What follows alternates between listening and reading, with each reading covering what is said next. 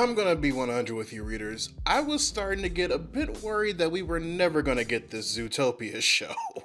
Don't get me wrong, I was there for the initial announcement of it during D23. But at the rate of Disney Plus's release slate for the year of 2022, and all of the marketing and the hype being produced for those shows as a result, I noticed that Zootopia Plus wasn't being pushed as much. But we eventually got it, and just like Baymax, the Disney Plus follow-up to Big Hero 6, all of the episodes will be available to stream Netflix style upon the day of its initial release.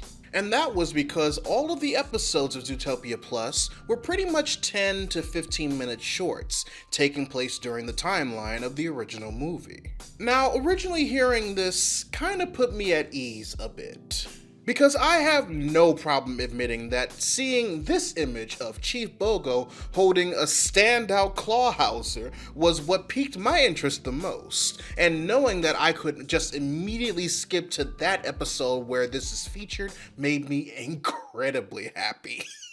Don't worry, I went back and watched the remaining episodes, I assure you.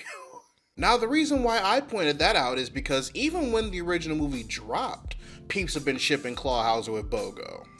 And that's despite them only having pretty much one interaction with each other, even if it's something the two of them ended up having in common.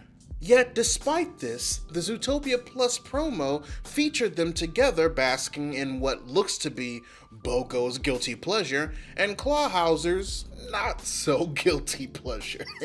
And when I saw that, I pretty much reacted like every other queer furry craving positive MLM representation in mainstream media. I even tweeted about it, for crying out loud.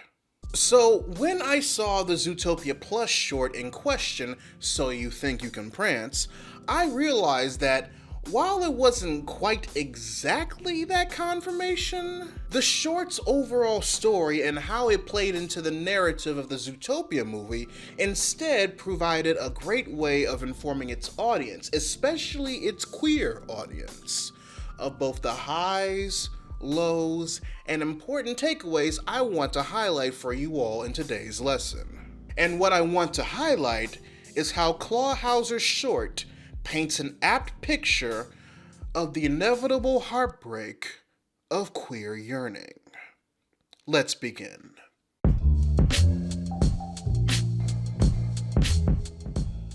Hey readers, Laron here, offering you analysis and perspective of your favorite bits of geek and pop culture media. If it wasn't obvious from the intro, this video will in fact contain spoilers for both Disney's Zootopia and its anthology series, Zootopia Plus. They're both currently available to stream on Disney Plus, so give them a watch before continuing here if you haven't seen them yet and don't want me to spoil pivotal points of them for you in this video. Other than that, if you end up liking what I'm putting down after this video is done, there are multiple ways that you can show some love. If you want to help financially support the channel, you can join my Patreon. There are multiple tiers that range from $1 to $20 that give you access to things such as copies of my video scripts, early video releases, discount codes to my merchandise store, and a whole lot more. Also, make sure you subscribe to the channel and turn on notifications. That way you'll get a heads up on whenever I post a new video. That's the syllabus. Now, on to the lesson. So what is queer yearning? Well, the easiest way of breaking it down is to take the meaning of the root word and apply it through a queer lens. In this case, the root word is yearning, which is a feeling of intense longing for something. So, to paraphrase Tyra Banks from the only season of America's Next Top Model that I religiously watch from beginning to end, longing, but make it queer. As you can imagine, there are multiple ways having an intense longing for something can affect a queer person. Safety, acceptance, the right to exist, everyday experiences that lots of straight-leaning, and straight-passing individuals regularly take for granted due to heteronormativity. However, when it comes to queer yearning in fiction, all of these aspects tend to be placed under the umbrella of obtaining love, romance, and affection, most of the time the queer character in question desiring said love, romance, and affection in the form of another individual that better displays their queerness. When it comes to queer yearning, making the character in question's intense longing another individual who may or may not be queer themselves does a good job at showing the desires of safety, acceptance, and belonging over the course of it if presented right. It shows the audience the difficulty and struggle that the character in question goes through as they pine for this love that may or may not be difficult for them to achieve, due to the blockades that society has had in place regarding heteronormativity, masculinity, and the threat of emasculation when it comes to stories involving cis males. Do I risk my safety by admitting my feelings for this man that I'm head over heels for? I shouldn't have to worry about putting myself in danger like this just because I don't want to be lonely when others I know don't have to worry about these problems. I just want to be able to hold his hand while we're at the mall or walking down the street, just like my straight friends Becky and Jonah, or my bi/pan friend Trevor and his girlfriend.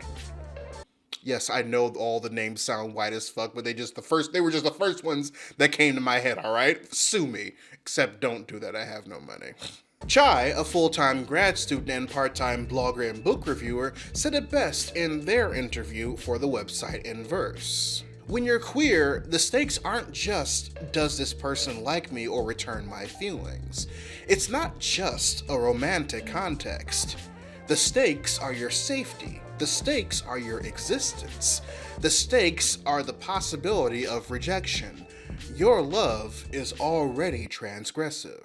This, among others, I'm sure, is one of the main reasons why a lot of queer writers for film and television back in the day, male ones specifically, chose to write their queer yearning pieces not with a male lead, but with a female one instead.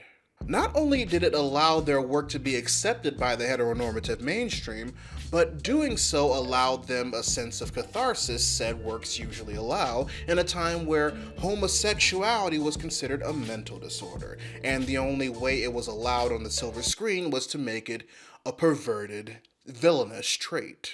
Then these gay male characters who were retrofitted to be straight women were played by the likes of Bette Midler, Judy Garland, and other starlets from the golden age of Hollywood, and the idolatry of queer diva worship pretty much took off from there. Nowadays, queer stories where we are the focus, without the need of switching the main character's gender to appeal to straight audiences thanks to heteronormative pacification, is...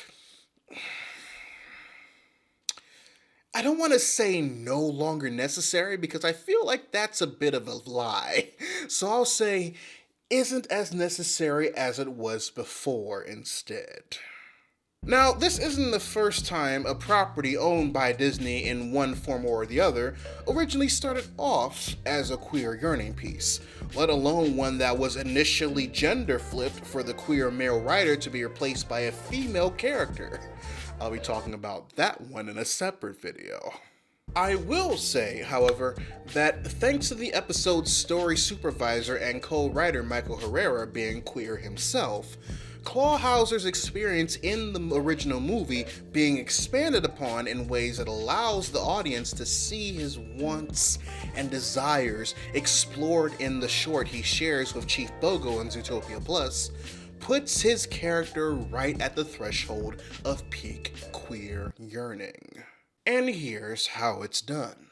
Now, I don't know if some of you are aware of this or not, but for those of you who aren't, let me be the one to rip off the bandage. Clawhauser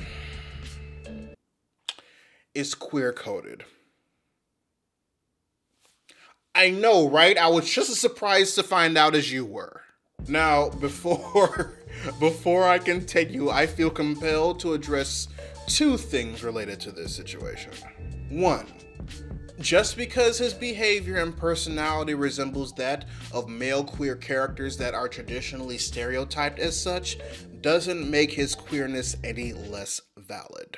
As I stated in my video essay about heteronormativity, part of the reason why society depicts flamboyancy and femininity via men as a caricature of queer representation to the point of it being stereotyped is because of the natural patriarchal dismissal of femininity over masculinity.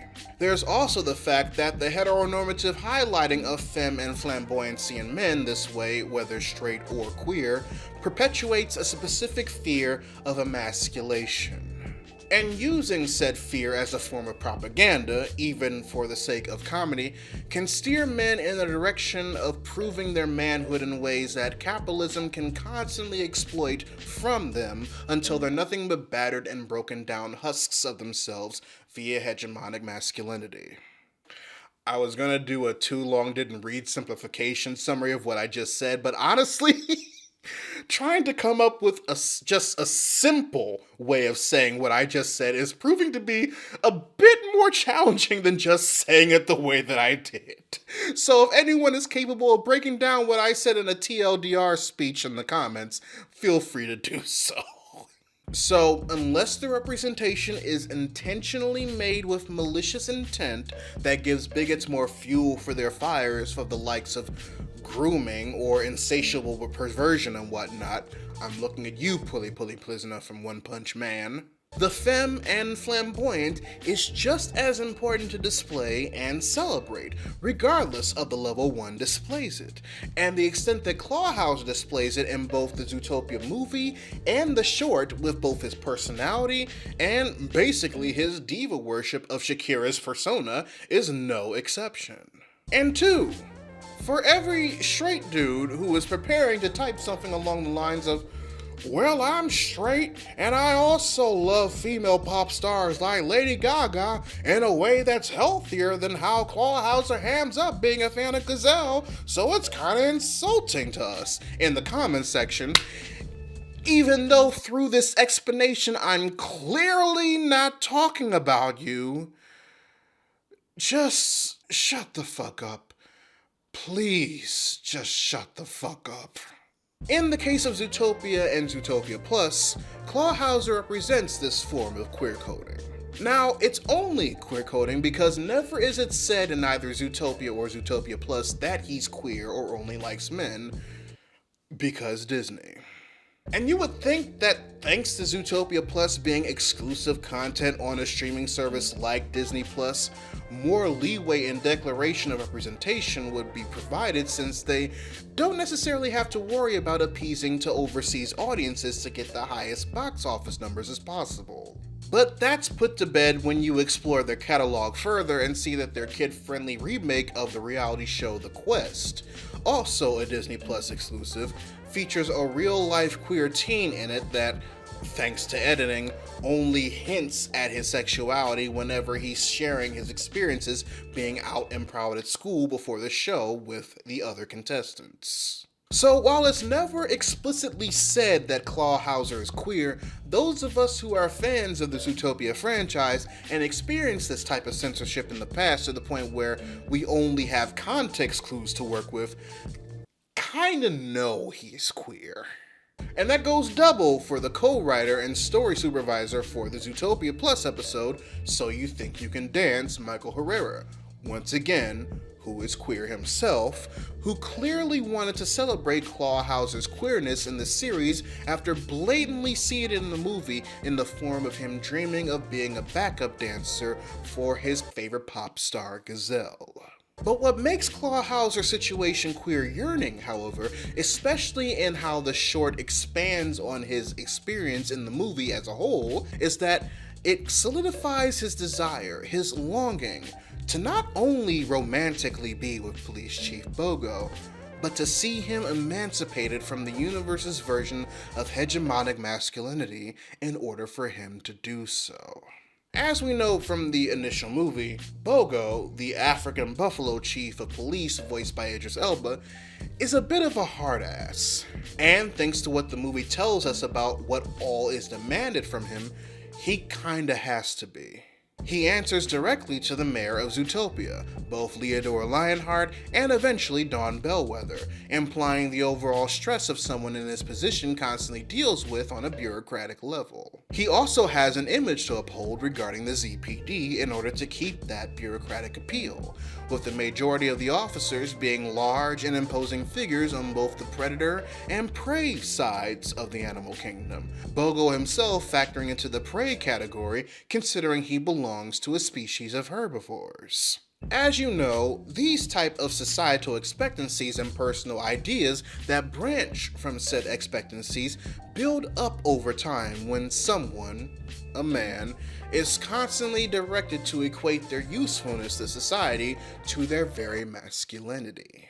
And if not realized, the way it grows can be pretty toxic if not made aware of or no personal decision to change is put into place.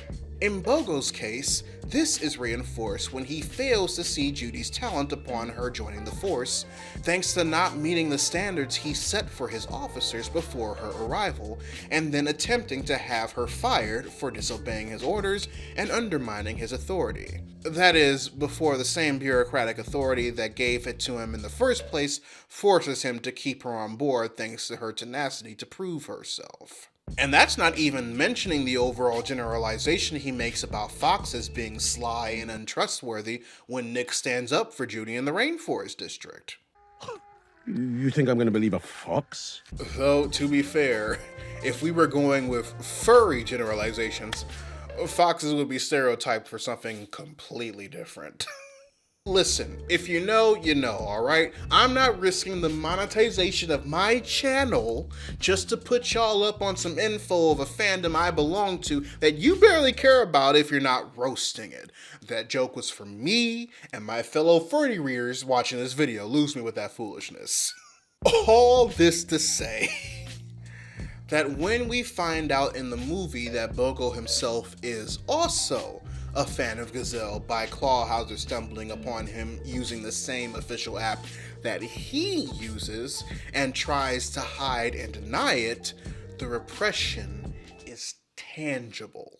Because while it's up in the air whether or not Bogo is queer, the fact that he feels the need to hide the fact that he's a fan of a female pop star that queer men would definitely idolize shows how much he believes just dipping his toes into something that doesn't immediately translate as conventionally masculine according to how he usually conveys it to the importance of his work as a police chief shows how much of a hold it has on him, especially when it comes to his own happiness and mental health. After all, the only time he has ever smiled or has shown himself being happy over the course of the movie is when he's alone on the app without the eyes of those who would judge him or label him as something else peering over his shoulder. If anything, thanks to where the short So You Think You Can Dance takes place in the film's timeline, Clawhauser stumbling upon Bogo on the app pretty much acts as a confirmation that there's hope in the deeply rooted message of his dream. That Bogo, the only officer out of the entire precinct that responded to Clawhauser's call for backup, quote unquote, is capable of shedding the hold that hegemonic masculinity has had on him in multiple ways over the course of his life and career with a little help from someone that doesn't necessarily follow the societal structure to a T. And in finally shedding that hold, will possibly allow Bogo to look at Clawhauser in a light that he always wanted Bogo to look at him in. That, ladies and gentlethems, is true queer yearning. And I know this because I have experienced it IRL plenty of times. I've felt the yearning to be with another man that I've developed strong feelings for through a deep friendship. Notice that there's a want to break free of the limitations society places on men within them and wants to be the one to show them that they care more about being straight than being happy, hoping that I would help solidify said happiness upon them realizing the truth. So, I get it. I completely get what Clawhauser experienced in that Zootopia Plus short. And from what I've seen of the fan base that shipped Clawhauser and Bogo, and others who worked on the anthology and support said ship, I'm not the only one. However, it's because I both experienced it in real life and know how it plays out in fiction. I also know that queer yearning, most of the time for the side of the yearner, typically ends in tragedy. While the end credits of Zootopia shows everyone attending a Gazelle concert and both Clawhauser and Bogo dancing together to help fuel the shipper's fire now that we know that the two have standing the pop star in common, one must remember what happened in the movie before this breath of fresh air, as well as the short that solidifies Clawhauser's queer yearning in the film's timeline. When Clawhauser woke up from his dream, what prompted him to go to Bogo's office to find out that he's a fan of Gazelle in the first place was Officer Judy Hopps reporting that she found all of the missing predators. This resulted in the arrest of Mayor Lionheart, which was immediately followed by the spreading of misinformation regarding the predators of Zootopia going savage, thanks to the press release given by Judy Hopps based on her personal beliefs and experiences that mirrors the real-life actions of white liberalism. And thanks to said propaganda being escalated across the city, increasing the prejudice of predators, we find out that it's even affected the Zootopia Police Department. Because while Judy is being escorted by Chief Bogo to meet the now Mayor Bellwether, the mastermind behind using drugs to revert the predators of Zootopia to a savage state, she runs across a depressed Clawhauser, packing up his stuff because he's being reassigned. They thought it would be better if a predator such as myself wasn't the first face that you see when you walk into the ZPD. And while we see Judy experience a proper wave of emotion when she realizes how her previous words impacted the livelihood of an innocent such as Clawhauser, we have to remember that Bogo, the target of Clawhauser's affections according to the now canon short that took place before this, also passed Clawhauser as he was packing his things, and no changes were made in his expression upon seeing the sadness on the cheetah's face to show that he cared about the situation. Almost as if what Clawhauser experienced through his dream, reinforcing his queer yearning for Bogo that was reinforced as possible in reality when he saw Bogo not be restricted to societal pressures of one having to constantly prove their masculinity, was simply wishful thinking. Now, I'm not saying that it is wishful thinking because listen, fairy godmother Whitney Houston said it best, impossible things are happening every day. But as a queer man who has experienced the same type of queer yearning that Clawhauser has experienced in the Zootopia Plus short, and has also had his heart broken when the seeds that were planted by the labor I constantly put in did not produce the expected crops, if any. Let me be the one to inform those of you that may have looked at this expansion of Clawhauser's situation in relation to your own, that your time, dedication, and love is wanted, desired even, elsewhere. While the object of your yearning may show an inkling of possibility, they cannot truly change unless they want to. And even if they do, and they want you to be the one to help them make said change, you have no idea how much of your life will be wasted just holding on to the possibility that they will eventually see you in the light that you want them to see you in if you do. Now, I can't say this in regards to modern day queer literature that utilizes queer yearning in its narrative because I haven't really read any that applies it as a positive. If you have, feel free to recommend it to me in the comment section down below. But the reason why I say that queer yearning usually ends in tragedy is because the character participating in the yearning, whether the character is properly represented as the same sex as the author or is gender flipped to make it more applicable to heteronormativity, usually suffers a heartache that reflects the turmoil that the author is going through, and a lot of said characters die from it. A great example of this type of death by heartache a la queer yearning is Tchaikovsky's Swan Lake, the famous Russian ballet that depicts the cursed swan princess, the gender-flipped avatar of openly gay Tchaikovsky doing a queer yearning, falling for a prince that was later seduced by another who looked exactly like her, and fell into such a state of depression that she decided to take her own life. You know, depending on the version of the ballet that you've seen. James Somerton actually did a very well done video regarding the subject and how the film Black Swan speaks to the queer interpretation of perfection as a result. I definitely recommend you give it a watch once you're done with this.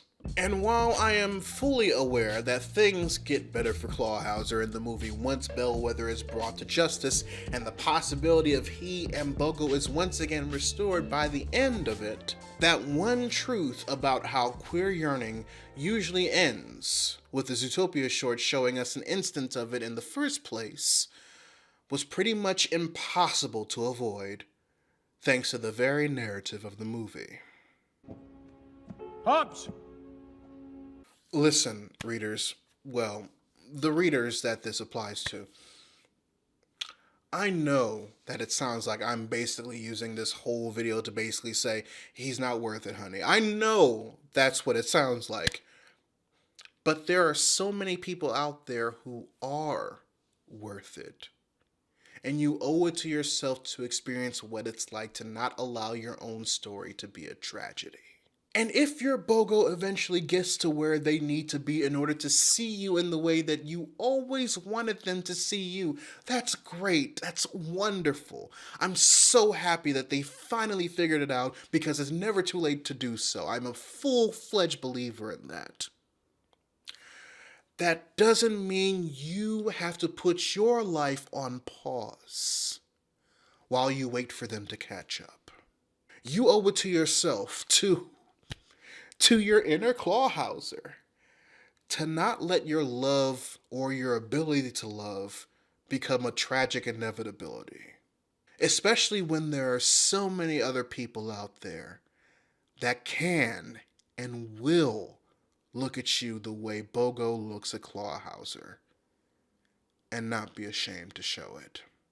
But I digress, readers. Your homework assignment for the day. Write in the comment section below what your favorite episode of Zootopia Plus is if you've seen it. Or if you feel like sharing with the rest of the class, a queer yearning story you've read or seen that you didn't realize was a queer yearning story until recently. And don't worry, I will be making a video about that queer yearning story. I'm just waiting until the release date of the live action movie gets a bit closer. Whichever question you decide to answer, I'd love to know your thoughts. A huge shout out to my patrons, both big and small, for helping make this channel possible. Make sure you check out the card at the end of the month to join, or click the link to it or any of my affiliates in the description box below. But until then, this is Readus 101. Class dismissed.